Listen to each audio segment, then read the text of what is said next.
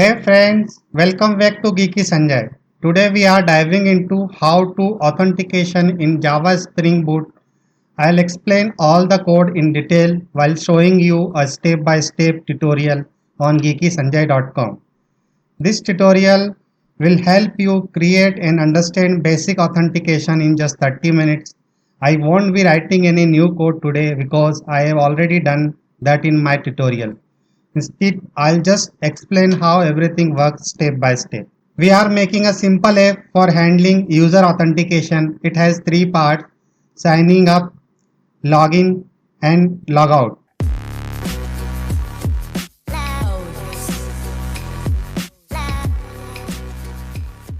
So as you know, we completed our first flow sign up. Now we will start with our next flow, that is the sign in. And as I told you, whenever we are starting any new feature, we will start with the controller. So here you can see for the sign in flow, start by creating a signing method in the controller, annotate it with the post mapping login. So here we have a user controller. This simply we copy and we will go back to our IntelliJ and we will discuss this code there. So in the user controller, you can see here we have this login method. Inside of this we just paste this code here, and you can see we have a post mapping for the login because whenever we are login, we need some body data that we can get it here. Okay. So here we put request body where we will get the data in the form of request login request DTO. What is the login request DTO? We will see in some time. And you can also see I use the try and catch block. So this try and catch block, we will discuss it later. First we will see here we are simply getting the data using this request DTO, whatever we are passing from the body and password, and both things we are passing to this user service login. Next we will go back to our tutorial and we will see what is the next process. Next, create login request DTO class in DTOs package. So we already created a DTOs and I already explained you regarding the DTOs, what are the DTOs. So simply we copy this and inside of the DTOs package, we will create one more DTO login request DTO and paste this code there. There we have two things, email and password, which we are accepting from the users. Next, create login method in the user service class. In this method, we will first check if the user is not present or if the password doesn't match, then throw an error. So here we have a code of login method. Simply copy from here and just go inside of the user services and paste this code, and I will explain you line by line what is written here. So we come in our user service file and here we paste the code. This is the code we copied from there. Okay. And now you can see we have a login method and we are returning token and we are accepting email and password. As you already seen here in the controller, whenever we are calling the login method, we are passing email and password, and this email and password is coming from the request body, whatever sent by the body. So this data we will send by the Postman for test our application. If we have a UI, then this is the data which you can get whenever someone log in your website. So here back to the user services, and here you can see optional user. Okay. So there is one user repository and find by email. So till now we don't know about the user repository. We will look into in some time. We will go back to our tutorial and we will see if we have something regarding this. In the next section, you can see we have a next create find by email method in the user repository. So we will copy this code and we will go back to here, and inside of the repository we will create one user repository. Inside of the user repository, we will write down one method. Why this method we have written? Because JPA repository will give us many method. Okay, but this is not a common method. Like a find by ID we have, but find by email we do not have there. So if we do not have any method, then we will write it down here. Okay, so we have written the signature because this is the interface. So find by email and we are passing email to it and it will return us the user as a optional. What is the optional? I already explained in the previous video in my add menu assignment. There I explain everything in detail. If you want, you can go there and check the complete flow of Spring Boot and this optional. Go back to user service file and you can see here. So we are calling this find by email and we are sending and it will return us user, optional user, and in the optional user, like optional is a wrapper around your response. So if the user is not present, then it will give you the null. Okay, it will not give you the error. That's why we are using the optional, and whenever you are getting any data from the JPA repository, it will return you the optional. But the find by we have written, so as you can see, we are just searching our data from the database, but we have not written single line of code for that, because this all is done by the JPA repository. We have to tell him how and which column we have to find, and this is the convention find by email, and we will discuss more about in the next section. So here we are checking user dot is empty, and here we are throwing the error. Whenever we are throwing the error, that time either we will we will handle error here, or we will throw it. So whenever we are throwing it, we will throw from the signature. So whoever call this method, that has to handle. Normally what we will do, we will handle all the error in controller. So whenever controller call this method login, whenever controller call this method, it will give the error. That error handled by this controller. So that's why I told you this try and catch. So we are trying and writing all the code whatever is valid, and in the catch we are handling that error, and we will write this get message in the console and returning null. Okay, so this is the try catch, that's why we are using, because we getting the error using this login. Now go back to user services. The next line you can see here, we have a not user dot get hash password dot equal bcrypt password encoder dot encode password. So what this line is, this line is saying user dot get. Dot get is a method which will give you the data from your optional. So now we have a user here. Inside the user we have a get hash password method, and this password is already saved in your database that we get from here. And what we are doing, whatever password passed by the browser, that we are encoding using the bcrypt password encoder encode. So because whatever password we are getting from the database, that is already decrypted. So this is encrypted. Okay, and here we also encrypting the new string we got from the form. Okay, and we are matching. If both is not matching, I have written here not, then we will again throw the error. So whenever you are giving any error, so keep it common, don't be a specific on the error, because we will not tell the user like username or password invalid. We will tell him directly invalid credentials. If we will tell specific point it out what is the user right or like user or password is failed, then it is the chance he can hack our website like hackers. So we will not give the clear information. So always keep your notification, whatever message you are giving, public, not like common. Next we have a token. Okay, because why we created a token here, as you can see we are returning the token. So simply here we created an instance of the token, and I already explain you the flow of Spring Boot, how it is working and what we will do in the service file. So we create an instance of the token. Now in the token we are set the user, whatever user we get from the database from here. Okay, and in the token we are setting the value UUID, random UUID. Okay, so this is the token value. So instead of the writing manually or creating a manual code for this random logic, we are using the UUID. UUID is the library which will provide us the code, okay, unique code. So we are using the random UUID, and we are converting it using the toString, and we are setting as a token value. The next thing, we have a token dot set expiry date. So we have to set the expire, and we are keeping expiry 30 days on a 1 month. So we have written one method here in the below, you can see here. Inside of this method you can see we are using the local date. So local date is an object which is provided by the Java 8. This is the new feature in Java 8 which is provided.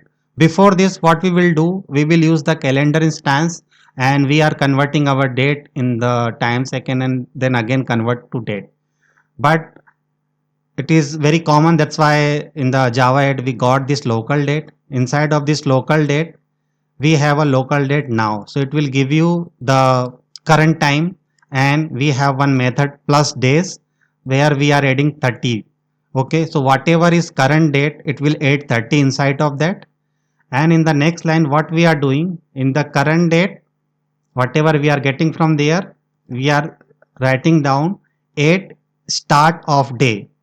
Okay, so at start of day, what it will do, it will do what is the start date of your month. Okay, and here we have a John ID and system default, so it will take your default setting of your system whatever you set, and after this object it will create an instance using the toInstance method. And here you can see date dot from. So what it will do, it will convert this timing in the date format, and that format we are returning from here. Okay, so this is complete, and that we are getting here, and we are setting here token dot expiry date. Now you can see the next thing, token dot repository. Token repository we have created to save the data. Okay, so we created an instance here, token repository. You can see AutoWire token repository, and we are calling the same method. This is not a custom method, this is provided by the JPA, okay, which we using, and it will saving our token inside of the database, that we will see whenever we are testing our application, this API. Okay, next, now open Postman and check. So you can see here our login flow is completed. Okay, and now we have to test it. So we will test this in the Postman because we do not have any UI. So I will open the Postman and show you. As you can see, we open our Postman. So we first run the project and then we will test it here. So whenever we are running our project, so what it will do, it will recreate our database. So whatever data we pushed before, it will already deleted. So we will recreate the data and then we will test the login. So first, here you can see, so first we will post the data using the sign up form, and if it is success, then we will get our user back. So now it is successfully sign up and we got a user object using the same username and password, whatever we are using the same email and password, we will do the login. So in the login also we have written here login API, and the method is post because we are sending raw data as our in the body section, raw data as a JSON, and here we have a same email and password, and we click on the send.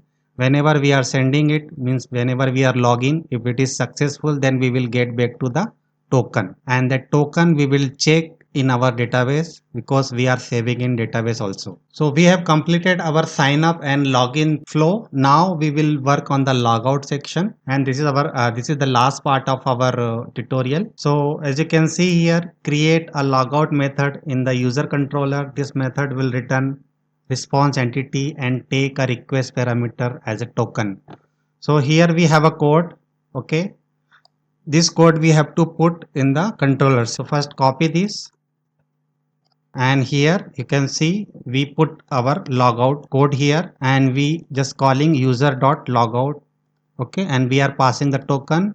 This token we are getting from the as a request. Okay, so whenever you are sending the data, that time before this, if you know, we are using as a request body because we are sending the data as a body. Here we are getting data as a request param. Okay, so request param, like whenever we are sending data as a query, like a question mark, and after that we just write it down, the variable name equals to variable value, that is called the query param. That we will take it like this request param, and we will get the token, and we will send it to the, and we will paste data in the user services. This logout data we already paste it here. Okay, and here you can see we have a token repository and find by value and is deleted equals. So you already seen this method before, but I have not discussed because it is required now. That's why I will explain everything now. Here you can see we have the next step where we have to create this method find by value and deleted equals.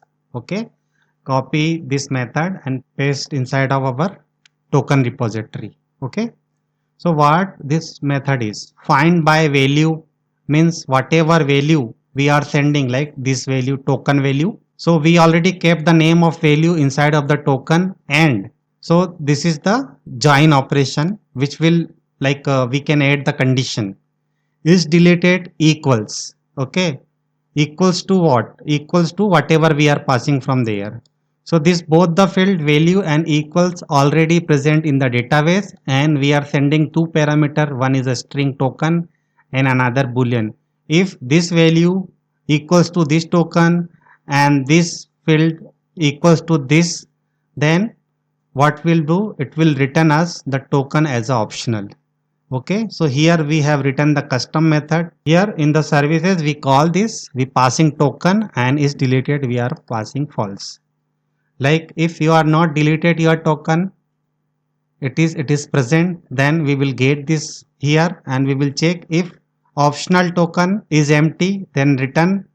So we are returning null here, and if it is present, then what we will do, if it is present, then using the get method, this is the token dot set deleted, and we are passing true. By default the token is false, and whenever we have to delete, as I told you, we will not delete our data normally in the company. So what we are doing, we are doing the soft delete. To doing soft delete, what we will do, we will update the flag. So data will be there. So the question arises, why data is there if we do not require this token to be login? So we are keeping this token if we want to check how many times the user logged in our system. So for logging we are keeping this data, so we are using here soft delete. So we setting the method true, and what we will do in the token repository save, and we are saving this token back to the repository. We already completed our logout feature also, and this feature also we have to test. So in the Postman we can test, simply write it down this like this here, okay, and whatever token we are getting after like a registration after login, that token we have to pass here, and we have to click on the send button. If we will get the null, and then we will check in the database, if it is true, then our logout functionality is working fine.